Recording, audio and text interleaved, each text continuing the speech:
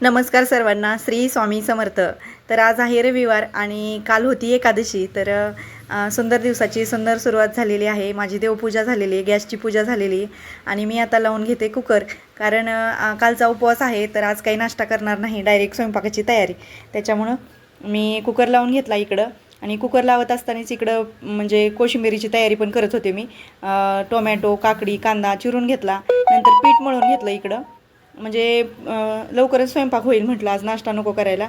आणि नंतर मग वरणाला फोडणी घालण्यासाठी मी इथं कोथिंबीर, खोबरं आणि लसूण मिक्सरमधून पेस्ट करण्यासाठी निवडून घेतली होती कोथिंबीर वगैरे. आणि ती मिक्सरमधून बारीक करून घ्यायचं चालू होतं माझं. ते बारीक झाल्यानंतर इकडं लोखंडी कढई ठेवून वरणाला फोडणी घालायचं काम चालू होतं माझं. म्हणजे साईड बाय साईडच सगळी कामं चालू होती, कारण लवकर आवरावं म्हणून चालू होतं. नंतर कुकरची डाळ तर शिजून झालेली आहे. नंतर डाळ बाहेर काढली कुकरमधून आणि नंतर बघा जिरं, मोहरी आणि कढीपत्त्याची मी अशी फोडणी घालणार आहे ह्याच्यामध्ये, गरम तेलामध्ये.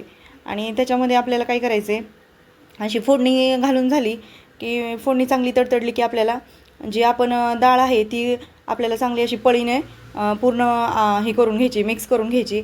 आणि नंतर त्या फोडणीमध्ये आपल्याला लाल तिखट आणि काळं साठवणीचा मसाला मी टाकलेला आहे. म्हणजे काही जण लाल तिखटाची पण करतात, फक्त लाल मिरची पावडर वापरून. पण आम्ही म्हणजे साठवणीचं काळं तिखट 1 चमचा टाकतच असते.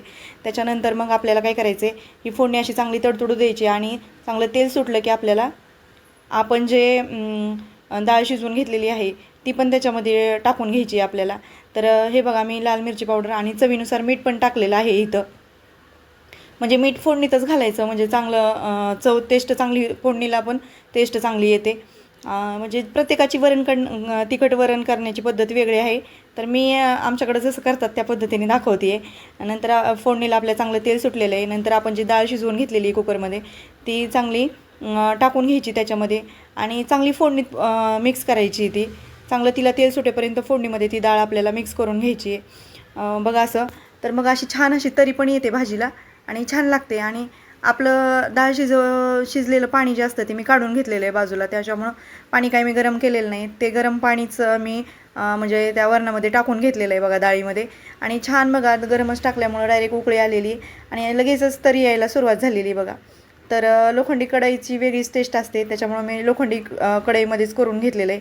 आता माझं कसं साईड बाय साईड चालू होतं, कारण पीठ वगैरे मळलेलं आहे. तर इकडं वरण एका गॅसवर ठेवलं, नंतर दुसऱ्या गॅसवर मी स्टीलची कढई गरम करायला ठेवलेली आहे. आणि त्याच्यामध्ये 2 ते 3 चमचे आपल्याला तूप घ्यायचं आहे, कारण मला शेवयाची खीर बनवायची आहे. आज गोड काहीतरी बनवावं म्हणून शेवयाची खीर बनवून घ्यावं म्हटलं. तर मग तुम्हाला जसं जेवढी क्वांटिटी करायची त्यानुसार.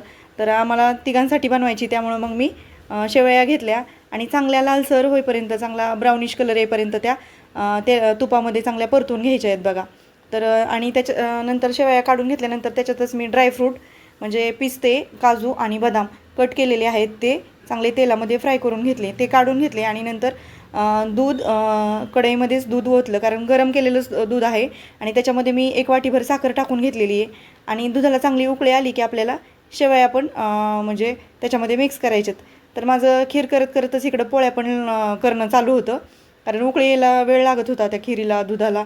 त्याच्यामुळं नंतर खीर पाहत पाहतच मी पोळ्या पण करत होते इकडं बाजूला. कारण उपवास आहे, तर मला पण वाटत होतं लवकरच द्यावं त्या दोघांना पण जेवायला, आणि म्हणून चालू होतं माझी गडबडच सगळी. तर अशा पोळ्या पण मी बाजूला करून घेतल्या. वरण झालेलं आहे, पोळ्या झालेलं आहे, खीर पण माझी ऑलमोस्ट झालेलीच आहे. म्हणजे गॅसवर ठेवली आहे मी कमी गॅसवर. ते खीर पाहत पाहतच माझं इकडं बाजूला पोळ्या चालू होत्या. आणि तसं तर मी कुकर लावल्यावरच कपडे वगैरे धुवून घेतलेली आहेत, कारण अधूनमधून पाऊस येतो तर मग त्याच्याकडे पण लक्ष द्यावं, म्हणून सुकत नाहीत ना, तर लवकरच होतात कपडे. देवपूजा आणि झाली आणि कुकर लावला की मी म्हणजे कपडे धुवून हे केलेलं आहे, उन्हात टाकलेली आहेत. आणि त्याच्यानंतर अशा पोळ्या बनवून घेतल्या. नंतर कोशिंबिरीची तयारी तर मी सुरुवातीलाच केली होती. आणि नंतर मग मी त्याच्यामध्ये गोड साखर टाकली त्या सगळ्या सॅलेडमध्ये आणि 4 चमचे दही घेतलं बघा असं. तर कोशिंबीर जेव्हा आपण खायला घेणार आहे तेव्हाच मी दही टाकत असते, नाहीतर पाणी सुटतं त्याला आणि मग ते खूप पाणी पाणी होतं, असं दह्याची टेस्ट लागत नाही. आणि नंतर ते दही टाकल्यानंतर मी अशी जिरी मोहरीची फोडणी घालून घेतली बघा. तर दही खूप थंड आहे, त्याच्यामुळे फोडणीचं काही तडतड दिसलं नाही, पण छान बसली फोडणी पण.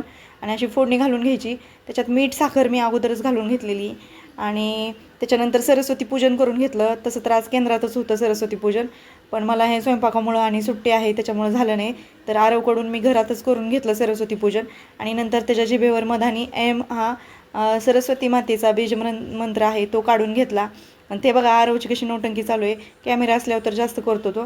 त्याच्यानंतर नैवेद्य दाखवला देवांना आणि नंतर आरवनी दर्शन घेतलं, आहोंनी दर्शन घेतलं आणि असं झालं. थोडीशी घाई झाली पण झालं आवरून सगळं. नंतर जेवायला वाढून दिलं आरवला आहोंना.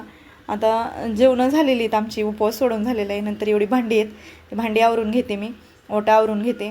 नंतर भांडी घासून झाली, ओटा आवरून झाला सगळा. तर तसं केंद्रात जाणं आज मस्ट होतं पण नाही झालं माझ्याच्याने जाणं, कारण पाऊस पण चालू आहे कंटिन्यू सारखं. मधून पाऊस एकदम येतो आहे बंद होतो आहे त्याच्यामुळं. आणि हे बघा असा पाऊस पण चालू झाला. आणि त्याच्यानंतर कामं आवरून झालेले आहेत. तर कसा वाटला व्हिडिओ नक्की सांगा. श्री स्वामी समर्थ.